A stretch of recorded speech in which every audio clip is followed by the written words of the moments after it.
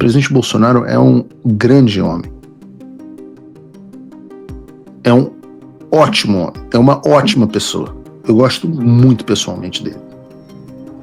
Mas, Deus do céu, como é atrapalhado nas estratégias. Eu falo que não é à toa que a gente esteja no fundo do poço. Olavo é do Carvalho, melhor canal de corte do YouTube. Opa, eu sei que você não aguenta mais ouvir, eu pedi para você fazer o triplo C, curtir, comentar e compartilhar, mas eu peço porque 4 entre cada 10 pessoas sequer estão inscritas no canal e a maioria não ativa as notificações e nem curte o vídeo e isso prejudica o nosso algoritmo. Então ajuda a gente aí, brigadão. Eu passei uma boa parte do programa de ontem falando sobre o julgamento do Bolsonaro e elogiando a postura corajosa e inteligente que o presidente teve em comparecer presencialmente ao Supremo Tribunal Federal para encarar os seus algozes no olho. E essa estratégia que eu tinha sugerido no X e foi adotada pelo presidente foi absolutamente bem sucedida. Todos os maiores jornais do Brasil se surpreenderam e noticiaram a ida dele ao Supremo. As fotos dele no julgamento viralizaram e ele virou o principal assunto do país. Esse ato também causou um incômodo gigantesco na velha mídia, a ponto de nós termos a Natuza Neri da Globo News falando isso aí. Na segunda parte, eu vim acompanhando do avião toda a primeira etapa dessa análise, e aí quando chego em Brasília e me dirijo ao Supremo Tribunal Federal, não é no plenário, é num outro lugar chamado de igreja, porque o prédio se parece de fato com uma igreja. Você sobe até o 3º andar e lá estava sentado já o ex-presidente Jair Bolsonaro. Ele ficou muito sério a maior parte do tempo, falou muito pouco no ouvido do advogado Paulo da Cunha Bueno e ora com o Celso Pilardi. Eles estavam ladeando Bolsonaro. Bolsonaro não fez caras e bocas, não fez gestos desrespeitosos, mas a presença dele ali era uma presença sentida naturalmente. Um dos advogados com quem eu conversei, numa saída desse advogado para tomar um café, ele disse: olha, não pegou bem, gerou algum incômodo, mas Bolsonaro estava preocupado com um aspecto, e nesse aspecto ele me pareceu bem sucedido, que era a imagem de corajoso, sobretudo depois do episódio do filho, de ficar nos Estados Unidos. Ele precisava passar essa mensagem de coragem para sua militância. E ali, quando fui apurar um pouco mais, eles fizeram uma avaliação. A ideia foi de Paulo da Cunha Bueno, que foi tomada no domingo, a Sadi contou esse bastidor aqui mais cedo, e num dado momento se reuniu a equipe de advogados, não só os advogados de Bolsonaro, mas o próprio Juca, que é o advogado do Braga Neto, chegou a ser consultado sobre se Bolsonaro deveria ou não. E eles fizeram o seguinte relato para mim. Se ponderou se o julgamento seria técnico ou se o julgamento seria político, e considerando que o julgamento seria político, então, diante disso, era bom que ele viesse, sim, enfrentar aqueles que ele pinta, ou já pintou, ou vai continuar pintando como algozes. Você vê a imagem de Bolsonaro entrando nesse plenário, que tem um pé direito bem baixo, ele é muito amplo, mas ele, do lado mais profundo, ele é absolutamente escuro, e você fica bem longe do Alexandre de Moraes. Bolsonaro estava num raio mais próximo de todos, e ali no campo de visão de todos os ministros do Supremo, da primeira turma, e também do Procurador-Geral da República. Vejam o quão surreal é isso, porque as pessoas às vezes não entendem muito de opinião pública, narrativa e etc, etc. Talvez marketing político seja o termo correto. No horário nobre da Globo News, foi dito que a presença do Bolsonaro foi sentida e que causou incômodo aos juízes do Supremo. E mais, que Bolsonaro foi bem sucedido a mostrar a imagem como corajoso. Aliás, eu mostrei ontem aqui o Alexandre tremendo, segurando uma folha de papel. Imagem de corajoso. E não foi só isso. Eu não vou dizer aqui quem, mas ontem, vou dar exemplos aqui. Eu conversei com a imprensa ontem, com a velha mídia, e uma outra jornalista da Globo News falou privadamente que essa havia sido a coisa mais corajosa que ela já tinha visto o presidente Bolsonaro fazer. Outra jornalista, essa da Folha de São Paulo, me avisou que eles não levavam fé quando eu tinha dito a eles que o presidente iria, e ficaram impressionados. Pelo amor de Deus, teve até, não leva em consideração só a Natuza Neri ou os meus relatos aqui, leva em consideração, por exemplo, um editorial do Estadão elogiando a coragem do Bolsonaro. Fabiano Lana Bolsonaro evoca coragem de Dilma, seja como for, mas o que interessa é a coragem, ao comparecer frente aos seus algozes. Do ponto de vista político, em que a guerra real é parte substituída pela luta simbólica, é melhor ficar perante os seus como Marte do que como fujão. Aí ele deixou, a questão é saber se ele terá coragem para isso até o fim. E aí você me ferra. Porque quando você tem uma estratégia que é um sucesso, que te traz benefícios de imagem, etc, etc, o que você que está assistindo o Paulo Figueiredo Show faria? Você repetiria a estratégia? Pois você não é o Bolsonaro. Bolsonaro olhou e falou, deu certo! Então, logo, no dia seguinte, farei o errado. E resolve não comparecer mais ao Supremo Tribunal Federal. Então hoje ele foi julgado, sem estar lá para ver, ou melhor, sem estar lá para ser visto. E é muito pedir que o presidente acerte em alguma estratégia 2 dias seguidos.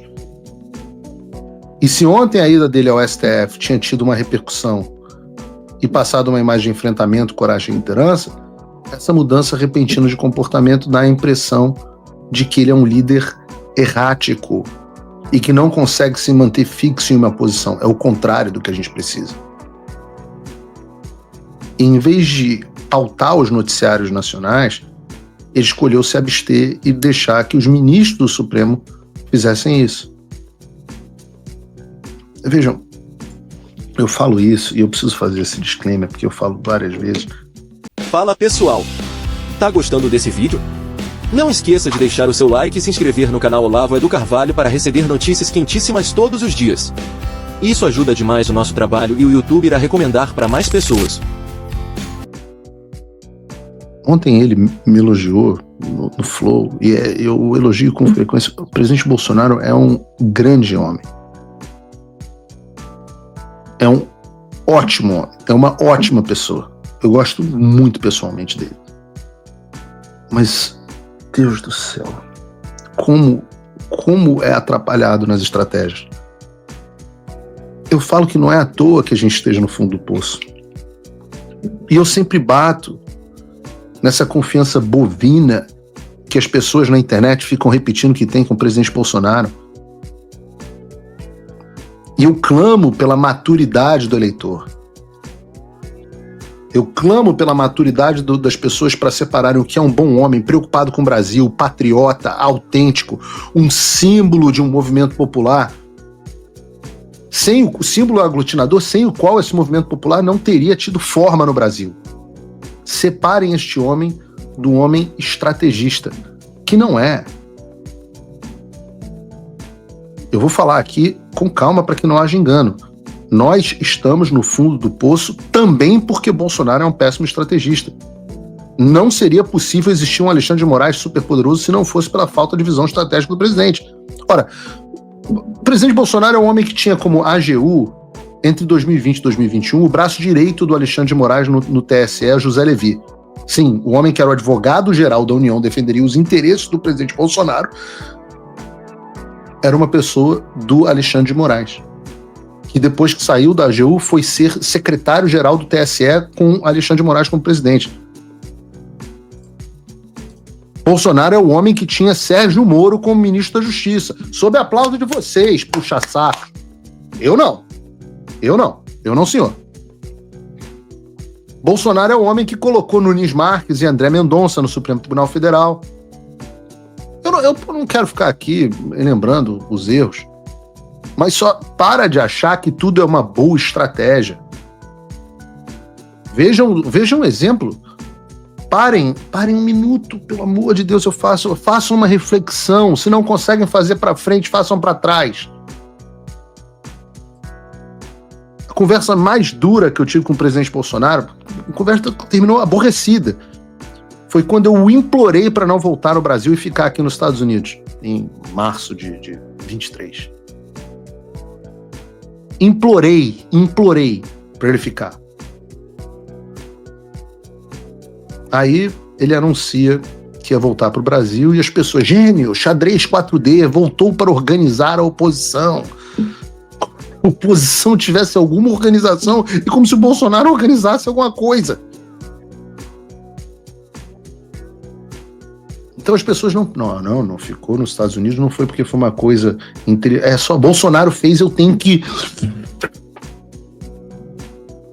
Vamos pensar se foi ou não uma estratégia boa. É importante fazermos essa reflexão. Não é popular, mas é importante. Vamos ser honestos aqui. Eu tô aqui para ser honesto com vocês, com o público. O que teria acontecido se o presidente Bolsonaro tivesse ficado nos Estados Unidos? Eu digo a partir do meu caso. O Alexandre até hoje não conseguiu me mandar uma única intimação sequer, porque ele teria que seguir o MLAT, que é o Acordo de Cooperação, e a Convenção de Haia. Tem que passar pelo Departamento de Justiça, etc, etc. O mesmo aconteceria com o presidente Bolsonaro. Cada intimação para depor ia demorar um século. Isso se o Departamento de Justiça seguisse adiante. Porque, vejam, é o Departamento de Justiça que tem rejeitado tudo que o Alexandre tem feito até agora. Mesmo debaixo do governo Biden. Ou seja, toda essa investigação estaria travada. E nós não estaríamos nem perto do que estamos vivendo nesse momento que estamos vivendo hoje. E se o Alexandre tivesse decretado a prisão preventiva do Eduardo? Ora, liga para o Alan dos Santos e pergunta o que acontece quando você decreta a prisão preventiva política de alguém aqui nos Estados Unidos. Nada. Por outro lado, ele teria dado palestras por todo o país, teria ganhado um bom dinheiro, estaria muitíssimo próximo do Trump, seria cu e calça com o Trump, porque ele teria passado 2 anos ao lado dele, quando ele ainda não havia retornado à Casa Branca. Ele era um homem muito mais acessível. As relações podiam ser aprofundadas, o nosso trabalho em denunciar a ditadura brasileira tinha avançado enormemente, porque todas as portas que não estavam abertas no Congresso teriam sido, e depois agora na Casa Branca, são abertas pelo ex-presidente do Brasil, afirmando o que está acontecendo. Programa de televisão, espetáculo. Este era o meu plano para o Bolsonaro nos Estados Unidos. Consegui levá-lo no CPAC, foi um sucesso estrondoso. Aí nós teríamos hoje Trump no poder. Bolsonaro já explicou para os Estados Unidos inteiro o problema do Brasil, muito próximo do Trump, com Lula, né? Se desgraça que está o Brasil, e as investigações travadas. Quão mais fácil teria sido sancionar o Alexandre? Mas não. As pessoas não enxergam. 2 anos é muito tempo para enxergar para o futuro. Trump voltou à presidência, e isso é um alívio, sem dúvida. Mas o que isso muda no Brasil? Nada, se ninguém fizer nada. A verdade é que a esperança não pode virar passividade. As coisas não vão se resolver sozinhas, e muito menos com textão e xingamento nas redes sociais. Não espere que alguém venha salvar o país por você. Se você não agir, ninguém vai. Eu estou fazendo a minha parte. Eu larguei tudo para me dedicar a isso. Mas sem apoio, esse trabalho simplesmente não continua. Quer saber como pode ajudar sem sair da sua rotina, sem sair da sua vida? Simples. Apoie quem está na linha de frente. Acesse www.paulofigueiredoshow.com/apoia e com apenas $5 por mês você mantém esse trabalho vivo. Se você puder mais, considere a possibilidade de se tornar meu patrono Gold e tenha acesso ao meu grupo privado no WhatsApp, onde você participa das discussões que guiam o conteúdo e muito mais. A diferença entre quem só assiste e quem faz parte da mudança é a atitude. Faça o tal do triplo C. Curta, comenta, porque a integração do chat ajuda muito, e compartilhe. Você pode fazer essas 3 coisas que ajudam o algoritmo a aparecer. Mas eu não estou brincando não, pessoal. Dá uma paradinha agora de 1 segundo e clica no joinha, porque às vezes essa pessoa já está acostumada a ouvir isso. Não. É importante que você faça isso, porque se você não fizer, inclusive atrapalha o vídeo. Parece que o vídeo é menos relevante.